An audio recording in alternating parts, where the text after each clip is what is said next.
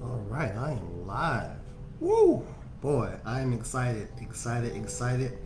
Thank you guys for joining me today. My name is Rogers Bean. For those who don't know me, I'm the host of the Career Coach Talk Show. We're going to be doing a Facebook version here. Let me turn this music down a little bit. I was in here getting my jam on earlier. So, anyway, thank you guys for joining. We have received some questions from people that are interested to get an actual interaction question from a career coach. So this is my first time actually going live officially. So I'm so happy to see those who are watching live and those who watch the replay. So I definitely appreciate that. All right, so let's get started. I haven't seen anybody jump on just yet. Again, we are literally just getting within the first minute as of right now. And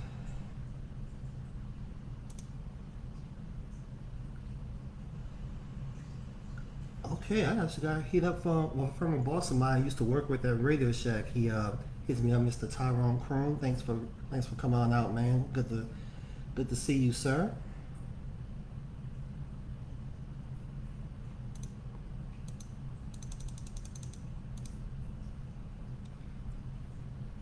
Good to see you. Good to see you. Give people some time to jump on in. Jump on in. Well, anyway, while we wait for people to join in, I'm going to go ahead on and kind of jumpstart. What we're going to talk about are several topics career related. I am a certified career coach. My name is Rogers Bean, born and raised from the awesome, amazing city of New Orleans, Louisiana, currently here in Frisco, Texas. And my goal here today, weekly, when I jump on this Facebook Live for this particular broadcast, is to provide as much value and assistance to those who may have some very, definite career questions that I can possibly shed some light on and help give some direction or get some understanding. So that's the value I want to share with the world today. And with that being said, I'm going to go ahead on and just jump into people already sent me a few questions already early this week, late last week. I'm gonna go ahead and jump into some of those questions right now. So the first question I have here is, how can I stay encouraged during this time of high levels of unemployment due to COVID-19? That's a heavy question and a very pertinent question for these times. How can I stay encouraged? So first thing I want to say to that is, with anything that you face, you're going to run into a lot of challenges in life regardless. This happens to be a worldwide shared challenge, but you're going to run into career challenges regardless. You first have to do not panic. This is not the end of the world. No matter what you're hearing on the news right now, trust me, this is so far from not the end of the world. Everything is not going to end. This is not the end of the story. Two is to assess what you have in your hand. What do you do well? What contacts do you have? What resources do you have available to you right now to address your current needs? Assess that, look and see where you are. The next thing I would say is look at where you want to be. Okay, look at where you want to be. Where are the gaps between where you want to be and where you are right now? Identify those gaps and then start applying the resources that you have or the resources that other people may have to start filling those gaps. Do it one by one, systematically. Because the way you stay encouraged is by making progress each and every day. You have to believe, not panic. You have to believe that there's a way out of this, and there is, and then you just have to start moving. Decide to start moving. Start making these decisions. Start making these advances toward the solution. After you can identify the problem, but let's not stay there. Start working towards the solution piece by piece by piece. That's how you can remain encouraged, because what you'll find yourself doing is that you'll be encouraging yourself as you take the steps as you go. So that would be my answer to that particular question, whether it be this COVID-19 situation or it be any other career challenge that you're sure to face as you move forward. So thank you to, it was anonymous. They want to remain anonymous. So I'm going to go ahead and leave that person anonymous who submitted that question. Hello, Melinda. How you doing? Good to see you on here. Hello, Adina. Good to see you. Thank you for joining us. Again, if you have any other questions that you'd like for me to address during this live, go ahead and drop it into the comment section. I'll be more than happy to address that. See if there's anybody, give you guys a chance to submit another question before I go into the next one that was pre-submitted. And I'm just going to go ahead and jump into the next question that was pre-submitted. All right. So the next question that was sent in to me was, when a hiring manager or a recruiter asks for my desired salary, how can I best handle that? So, and this one came from a Miss Evelyn. All right. She wants to know, when a hiring manager or a recruiter asks for my desired salary, how can I best handle that? First, my first thing I would say to that is you need to know what the salary ranges is for what you do, both on the high end and the low end. Understand your market for what you do. Once you know that, then you know the scale by which you should be getting paid for this particular role. Also factor in your level of expertise that you have in. If you have 5 years in, 7 years in, 10 years in, 20 years in, factor that in as well. Also, making sure you take into account the market that you're in as far as the city. Some cities pay a certain percentage, tend to pay a certain percentage higher or even lower than the average salary for what you're doing. Like, for example, in the Dallas-Fort Worth area where I am, people tend to pay anywhere between 12 to 14% higher than the base average salary for jobs in this area. So factor that in as well when you want to provide them your desired salary. Another important tip with that is to also give them a range of a salary that you are willing to accept instead of giving them a definite number. The scare is that you don't want to give them a number and they say, oh, that's too much, right? Or you don't want to lowball yourself and say, oh, I could have asked for more. So what you do is you get them a range. Hey, like for example, for the business analysts out there, if you're a senior BA, you got 7+ years in what you're doing, there's no way you should be accepting anything less than between $55 and $75 an hour. Okay, that would be the acceptable range for that particular role. So that brings you out to be anywhere between 95 and 120 per year will be the range. So you provide them with a range that gives them something to work with. So usually they tend to come somewhere in the middle, or they could surprise you and go somewhere, go a little bit higher than what you expected. But at least you give them a range of something to work with instead of just giving them a definitive number. So that's how I will handle when I'm asked for a desired salary for a job. Know the market you're in as far as how much people get paid for what you do. Factor in your experience level and also factor in the market in which you're applying for the job, because sometimes they pay a certain percentage higher than the average base salary. All right? Okay. I feel like I'm kind of running through these things right quick. All right. Next question I have is, how can you assess the workload for a job by its provided job description? How can you assess the workload for a job by the job description that's provided? All right. Honestly, you really can't. I wouldn't read a job description and try to assess the overall workload, because the workload could be different, because a lot of times The reason I'm saying that because a lot of times the job descriptions are a boilerplate. It's a template. You know, um, there's very few times where they get very very detailed. Sometimes they do, but they get usually don't get as detailed in the job description. It's a kind of a boilerplate. They use it for everybody for that's going to doing that particular role for all departments within a company or whatever. Or it's something they pulled off a line and say, okay, this looks good, and they'll put it out there. So what I would do is look for the absolute required skills that they're looking for, or the required aspects versus the nice to haves. And sometimes they have those broken out in the job description, but and also I would read the job description for things that sounds repetitive.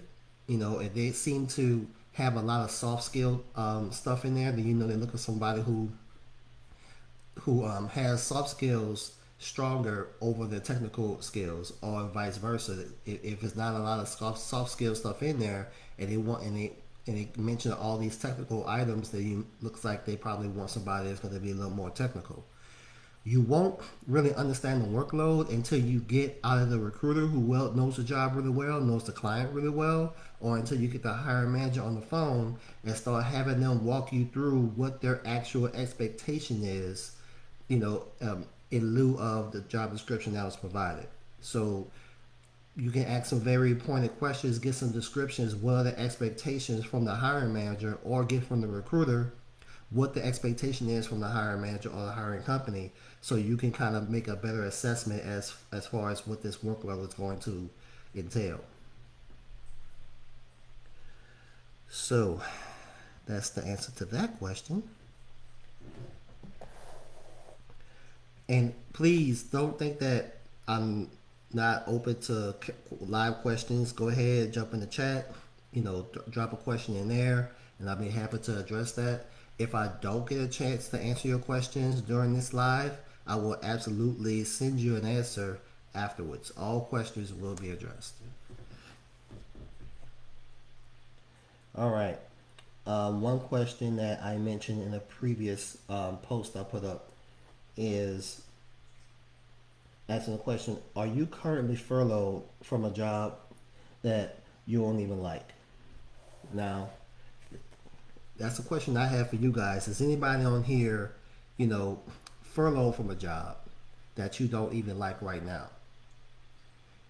You know, so even once COVID is over with, the job that you're going to be looking to go back to, yes, it's going to help you pay your bills and address those type of things, but is it a job that you even like? Have you taken time during this COVID to reassess where you are professionally and where you really want to go and what you want your career to provide for you? Have you taken time to do that? If you haven't, then I would absolutely suggest that you definitely do take that time right now to look at where you are professionally. What do you want your career to produce for you? What are those things that you said that I want to experience or to create when you came out of high school, when you came out of college? Have you thought about those things? So so with that being said, if the answer is yes, I am furloughed from a job right now, or been laid off from a job right now that I didn't even like, this is a prime opportunity for you to make an adjustment. It's really not as is usually not as serious as to have to go back to school and get a whole nother degree. A lot of times you can transfer your current skill sets of what you're doing, what you were doing when you were, over to a new environment that at least gets you into the place where you can begin to work towards the thing that you really want. For example, if you work in customer service at a fiberglass company, you know, you don't care nothing about fiberglass. All you know is that you work in customer service, you've been doing it for five plus years or whatever, and it pays the bills. But what you really love is healthcare, and you would like to become a PRN, or you want to become a nurse, or anything as far as doing that type of job. Now you're thinking, I gotta go to school, I gotta go through all these things and be able to do that. And some of that may be true. However, you can take that same skill set you had over in customer service and at least move yourself over into the healthcare industry. You never know what opportunities could provide themselves for you to not only get into the role you want, but also resources could be made available to you and contacts made, and it could be a resurgence even within yourself of you in working in the place that you love, something that you enjoy doing. So this is a good time for you to actually make a career pivot and at least move yourself into the correct environment, a more conducive environment for you as a person, as a professional. So that's something that I want to address today. Let's see. Let's see.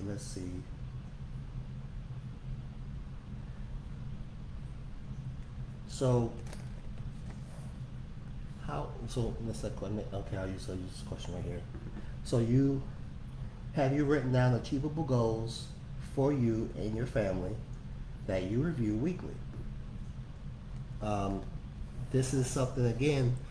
So again, during this time of COVID, many of us are are staying safe in place. We can take this opportunity to establish some home, some new home, um, not just goals, but a new home environment, new home working environment, a new modus operandi, the base level of how you operate within your family, so everybody can become better at working with each other. You know, if this is what I mean. So you can create a new morning ritual, not just for yourself, but for your kids.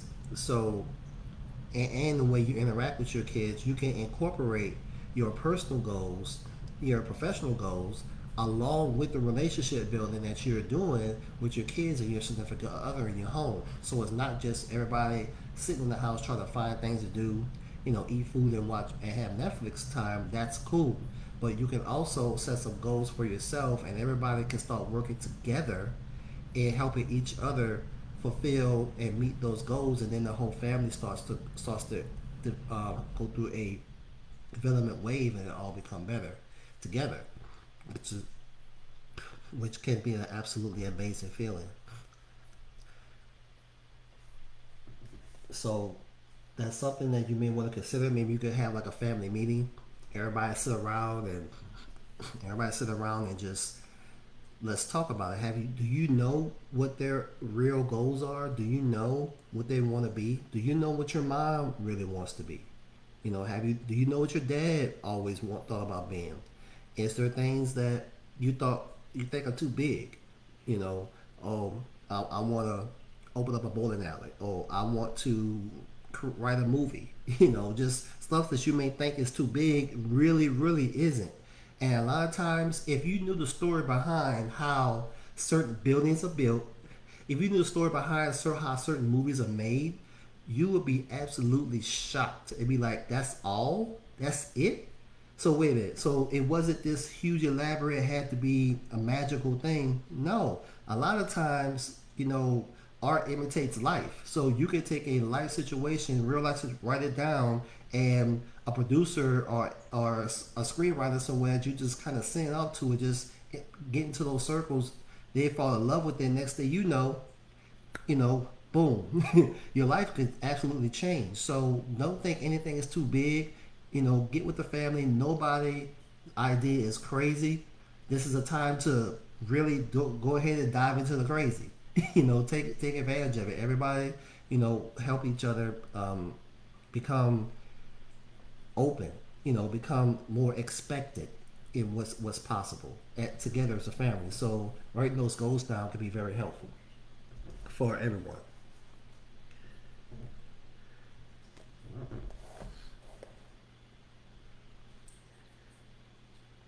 All right, I have addressed most of the questions that were sent in prior to this first time I have came on the live. We've been on for going on 20 minutes now, and I'm gonna go ahead and sign off. However, I just want to again invite you guys to come back next week. I will be live again next week at 10 for the official, responses. I'll be posting videos throughout the week about several topics career-wise. If you have any other questions or things that I can address during this live, I absolutely will be happy to do that. appreciative of the questions that were sent in. Looking forward to doing this again next week, uh, and having more of you guys' feedback. And again, my name is Rogers Veen. I have the podcast soon to be launched called Career Coach Talk, where we'll get into a lot more detail. You're going to see graphics and all kind of stuff flying all over the place, breaking stuff down, breaking down some of your career barriers, some of your professional development barriers, and helping you get to that next level. So anyway, good to see you guys. Have an absolutely fantastic day, and you be blessed.